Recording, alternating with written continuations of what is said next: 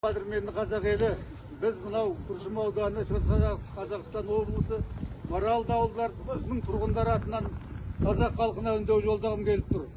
Үндеу жолдауының себебі бүгін 19 декабрь күні сағат 2-де ауылдық мәдениет үйінде көпшілік тыңдауы өту керек болған.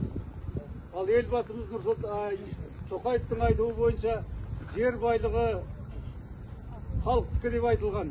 Ол шешімді егер халық қолдаса берсе, алтын өндіруге де басқа өндіріс орнын ашуға мүдделі деген. Ал енді біздің ауылымыздың іргесінен 800 метр жерден төбемізден алтын өндірушілер жер қазбақ, фабрика салмақ.